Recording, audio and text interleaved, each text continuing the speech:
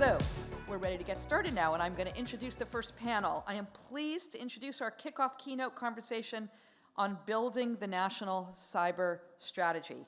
We are so honored to welcome Sean Cairncross, the White House National Cyber Director.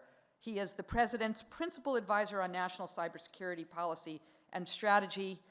Also joining us is Kevin Mandia, the founder of Mandiant Corporation, later acquired by Google. Kevin, of course, is sort of one of the OGs of the cyber industry and an expert in the field. And the conversation will be moderated by our very own Sasha O'Connell, who is the Senior Director of our cybersecurity programs here at Aspen Digital.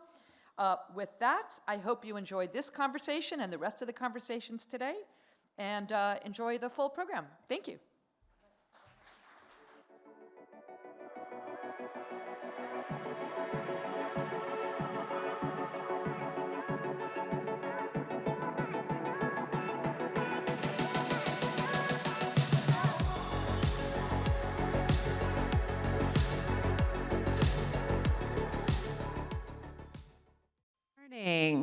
It's so good to see everybody.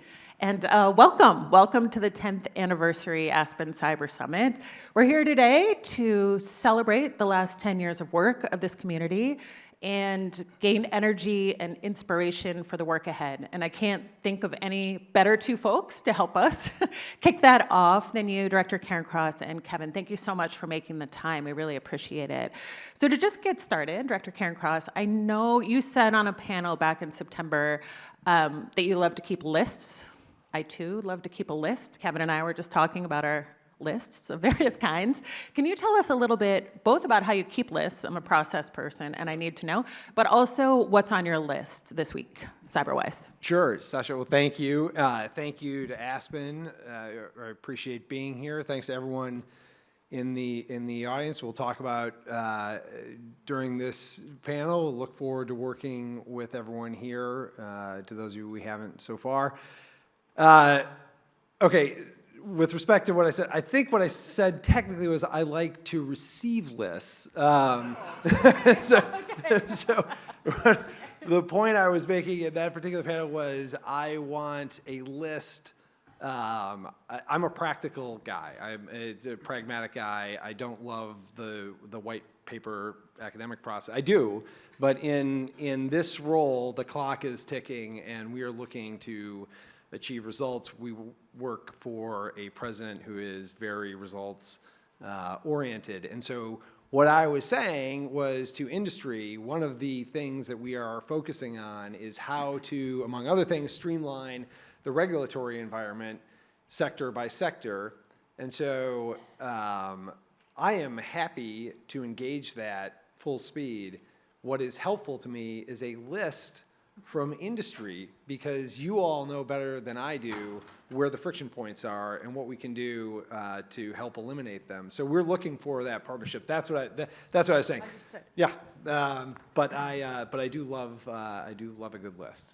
Perfect. Kevin, I know now you do love lists. So can you talk a little bit for a second about your list keeping process? But then also, same question, right? What's on your list from a cyber perspective, top of mind? I don't know if I have a cyber list, but I think lists are for wimps. I have pie charts. Next level. Here's my pie charts and an app for that. And no, I think, I used to have, every summer we'd have about 115 interns at FireEye. And when I spoke to them, I always felt very uninspiring, because they'd be like, what's the best day of your career? And we're responding to all these cool breaches, and they want to hear a breach story. And I'm like, actually, the best day of my career is when I made a really long list, and then I knocked it out. I got it all done. As a founder of a company, I just learned you make lists every morning of what you got to do, and then you do it, and that's a good day.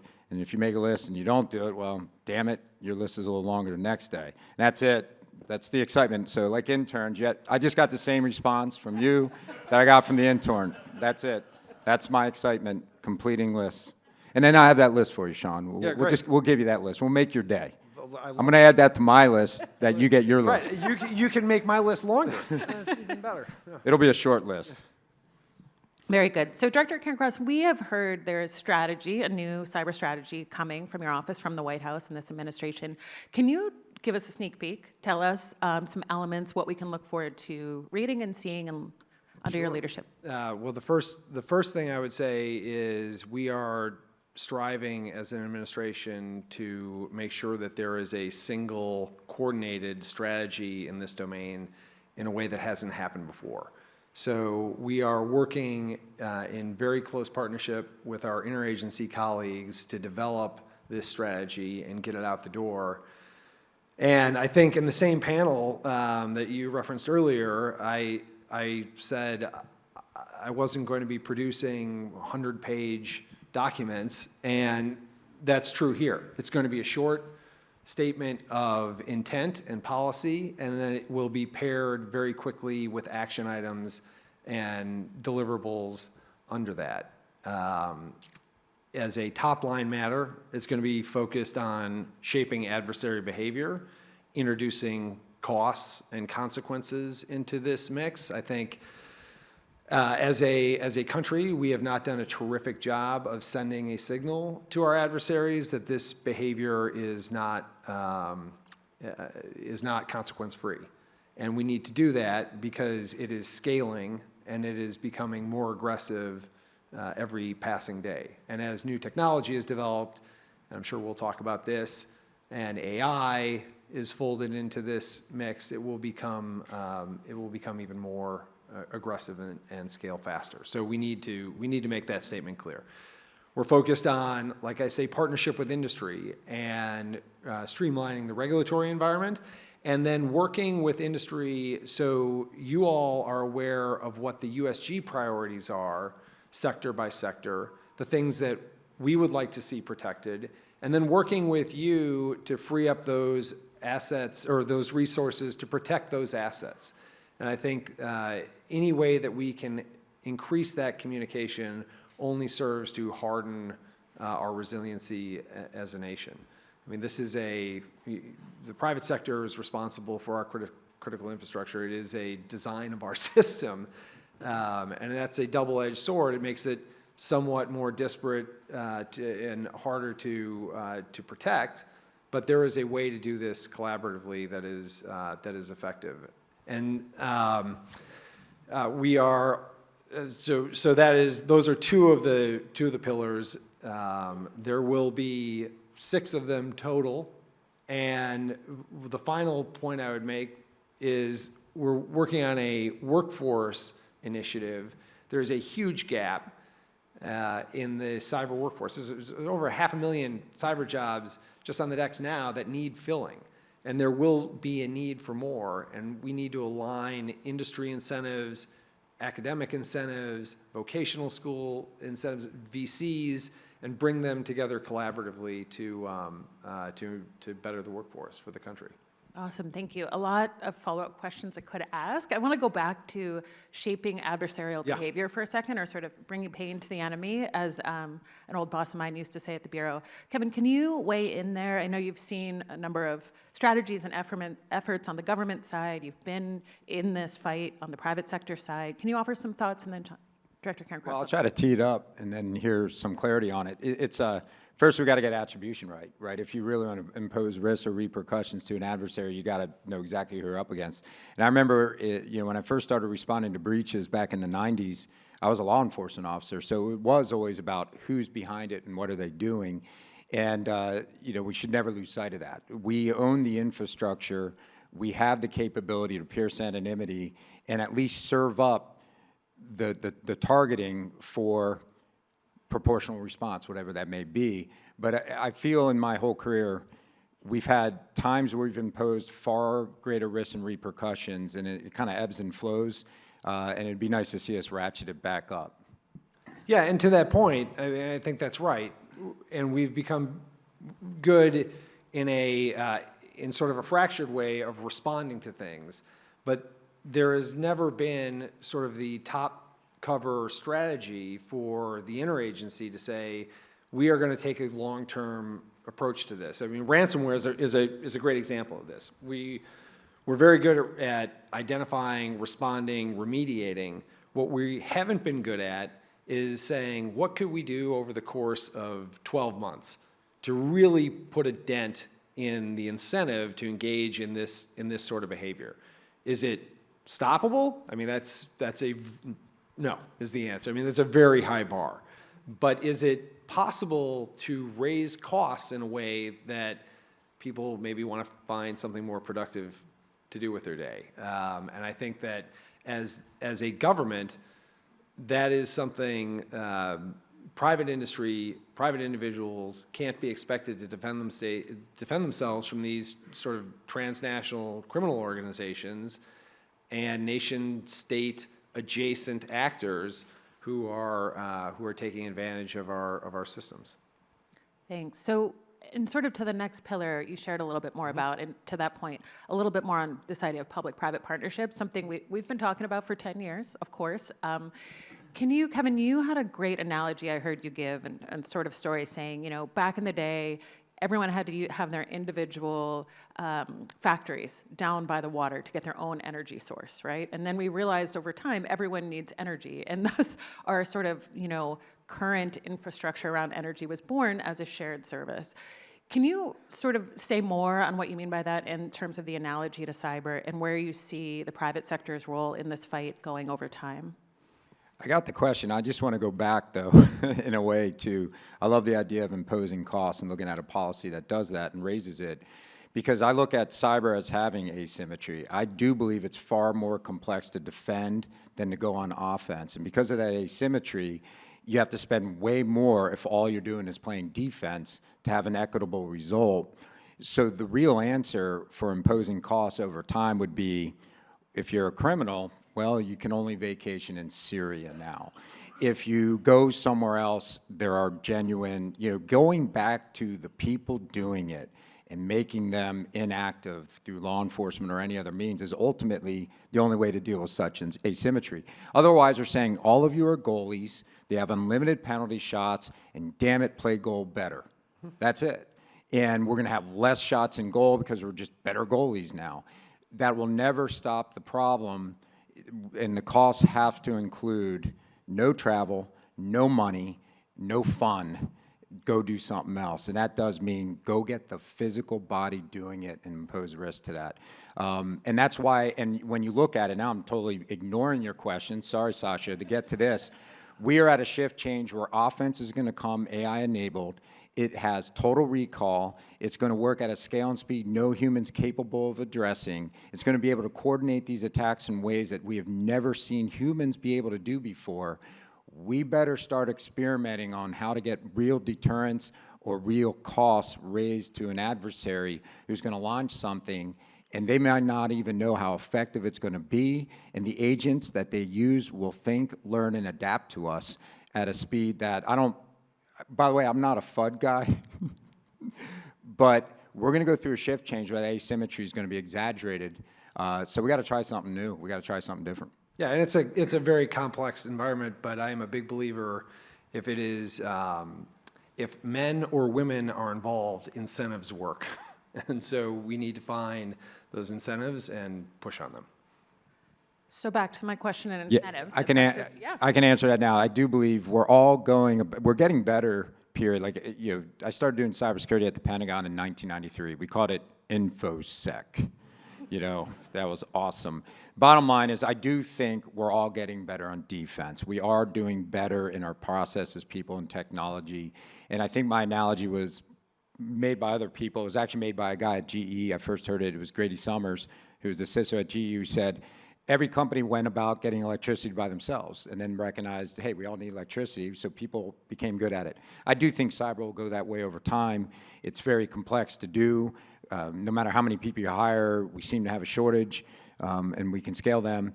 I think you'll see very few providers in the future. We all have the same roadmap, by the way, and every security company, whether startup or mature, has this roadmap. You subscribe to us, and we give you the assurance you're secure. That's kind of what people want to buy. I'm confident in my subscription in this vendor that I don't have to worry about breaches. That's what we all want to buy anyway, so everybody should have a roadmap towards that. Someday, something like that will exist. There'll be 5 or 6 providers. We subscribe to that outcome of feeling secure as we operate in the cyber domain. Director Cairncross, your thoughts on that, and also anything else you can tell us about that piece of the strategy in terms Yeah, of specifics? sure. Well, I'd say a couple of things. I mean, we're focused on modernizing the federal government. We're focused on the resiliency of critical infrastructure, and in doing that, to that point, we are working through launching pilot programs with new technology, speeding procurement, working with the national labs to test run that new tech and see if there are ways to really pick up the pace of adoption. So much of what's done, I think people are probably familiar with that in the USG, in this domain, by the time something is procured and adopted, it's obsolete. There are already exposures, there are already problems with it, and that's something that we just don't have the time for it. So we are really pressing ahead to work, and this is a collaborative effort with the Office of Management and Budget. It's a collaborative with DOW, with our folks in the interagency, working together to get it done. So, is that answering? Did I answer your question, or did I make up my own? More questions to ask in terms Okay. of, can you give us any insight into sort of time frame? We might get to hear more about some of these examples. Yeah, we are pressing to get things moving as quickly as we can. Like I say, I am not a fan of dropping things out of thin air on top of people, and that includes everyone that we work with throughout government. So what we're doing right now is socializing this. We're getting feedback. We are moving this forward in a way that people are bought in, know what's coming, and honestly, what we're finding is, and one of the most rewarding parts about this has been both on the industry side, on the academia side, on the government side, there is a lot of energy and a lot of hunger to move in this direction. This has been something that has been coming for a long time. There really hasn't been a way to leverage this inside the federal government, and I think now we have it. Awesome, looking forward to learning more. With just over 3 minutes to go, we could talk all day, just getting started. I wanted to give you each a chance. I'd love to hear more on your thoughts on workforce, but also anything else I failed to ask that you wanted to share with this amazing audience today. Maybe Kevin, I'll start with you, and Director Cairncross, give you the last word. Sure. Well, I think everybody's got the same challenge, and we're all going to talk about it over the next 2 days. We're all rolling out AI to accelerate our businesses, and we have to figure out, what does that mean? How do we protect it? What threat vectors does that create? Anytime there's a technical shift change, it's been my experience, seems like the criminal element always gets it enabled before the good guys do, and we'll respond to that. So I guess I would just comment on the future. 5 years from now, primarily attacks will be AI agents and AI personas doing the offense at a scale and scope that we have to be ready for. On defense, we're going to have to respond at compute speed. There's no question about it, which means we're going to have systems that can think, can learn, and you'll see almost like a tourniquet system or a sealing of the hatch where enterprises are like submarines, and if you get a leak, you seal the leak. Because I just think offense, right now we have, somebody said there's over 2 billion user accounts and passphrases on the dark web, or dark creds we'll call them. Someone's going to try them all and see if there's multi-factor they can set up and do things. So bottom line, all of us is going to have to lead change. We're less than 5 years out from pretty much an autonomous cyber domain of attack and defend. Yeah, and just to follow up, Kevin, on the AI point, we're very focused in working with our colleagues on AI security and making sure that security isn't viewed as a friction point on innovation, but it's integral to that innovation as we move forward, and it's necessary for us to maintain a lead and establish dominance in the AI environment. With respect to the workforce question, so I said this the other day, if something is working, I want to try to copy that thing. The Israelis do this very well. They have developed a terrific system, an ecosystem of startups and new technology companies, and part of the reason for that is the involvement of venture capital and sort of that market incentive on the training side. And so we are trying to put together an academy and a program working with, like I said, academic programs that exist. To be clear, I'm not asking for new authority. I'm not going to dig up new money. We are talking about aligning things that exist within the federal government right now, things that are already in play at institutions around the country, and uniting them under one strategy to seed incubators, teach people how that culture works, have a service component to people who go through the program. So there is a sort of harnessing the things that make America great. The patriotism piece of it. People want to serve. They want to pursue happiness and make money. And so infusing that in with tech companies and security companies, as well as the training that they get from folks in government and private industry. We're excited about it, and I think there's a lot coming down the pike. Awesome time frame on that before we wrap? Yeah, it's the same. Like I said, we're going to go in sequence.